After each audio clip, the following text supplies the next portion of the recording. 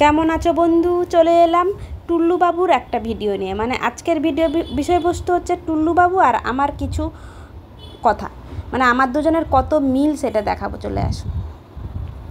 তো টুল্লু বাবুকে এই লিপস্টিকের দাগগুলো আমার দিদি লাগিয়ে দিয়ে গেছে, কাজে বেরোনোর সময় চুমু দিয়ে গেছে, তাই লেগে গেছে। এবারে টুল্লু বাবু এমন কেন করছে? সেই ছোট্ট থেকে ওর অভ্যেস একই, সেটা হচ্ছে কাঁচা ঘুম ভেঙে গেলে কি হয়। আমারও তাই, কাঁচা ঘুম ভেঙে গেলে সামনে যাকে পাই তাকে তুলোধনা করে দিতাম, আগে দিতাম। এখন অবশ্য কাঁচা ঘুম পাকা ঘুম বলে কিছু নেই, কাজে যেতে হয় তাই তাড়াতাড়ি উঠতে হয়। আগে এটা ছিল, এখন টুল্লুবাবুর হয়েছে। ও যতক্ষণ না আবার ঘুমোচ্ছে এরকম প্যাঁই প্যাঁই করবে আর হাতগুলো কামড়াবে। একটু আগে হাত কামড়াচ্ছিল, আঙুল কামড়াচ্ছিল, এবারে কি কি কামড়াচ্ছে সেটা দেখাই আসুন। আর ওর সাথে আমার কত কথা হয়। মুখের ভেতরে মুখ ঢুকিয়ে দেবে, আঙুলগুলো ধরে ধরে এরকম কামড়াবে সেই ছোট্ট থেকে। ওই জন্য ওকে কেউ ঘুম থেকে তুলতাম না। ঘুম থেকে তোলা মানে আমাদের মাথা গেল। আমাকে শুয়ে থাকতে হবে ওইখানে, তারপরে ওকে ও এইভাবে কামড়াবে, কামড়ে কামড়ে কামড়ে কামড়ে যখন ওর মনে শান্তি পাবে তখন গিয়ে আবার মাথার কাছে ঘুমোবে।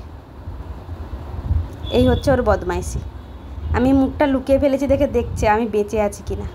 ও রোজ ভোরবেলা এরকম উঠে দেখে আমার মুখের কাছে মুখ নিয়ে হাত নিয়ে আমি বেঁচে আছি কিনা। আসলে গুড মর্নিংটা শুধু আমাদের জন্য না, ওর জন্যও গুড মর্নিং হয়। আমাকে রোজ সকালে উঠে আমার নিঃশ্বাসের শব্দ শুনে যে না তার মা এখনও আছে, তখন গিয়ে আমাকে ডেকে তোলে। এখন কত আদর খাচ্ছে আমার ছেলে, আর ম্যা ম্যা করছে। এখন আমার দাঁড়ি ধরে কামড়াবে। এটা দুটো সময় করে, যখন ওর খুব খিদে পায় আর যখন ওর ঘুম পায় একটু আদর লাগবে তখন এই কাজ করে।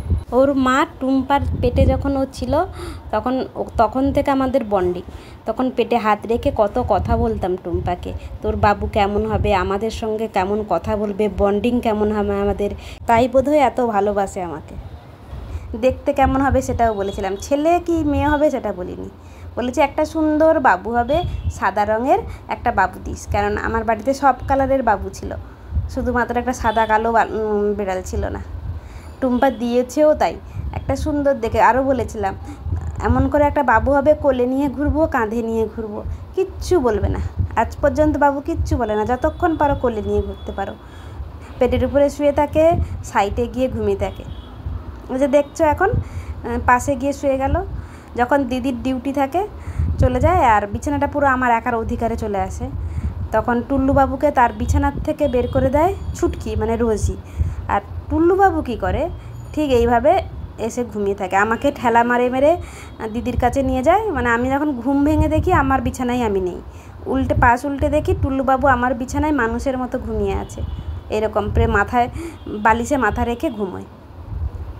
আর আমার দিকে ভ্যালভ্যাল করে তাকিয়ে থাকে, মানে বলতে চাই যে তুমি যাকে ঘরে এনেছো ছুটকিকে, ও কেন আমাকে আমার বিছানার থেকে বের করবে? এখন তুমি যাও, তোমার বিছানার থেকে বেরিয়ে যাও, আমাকে একটু শুতে দাও।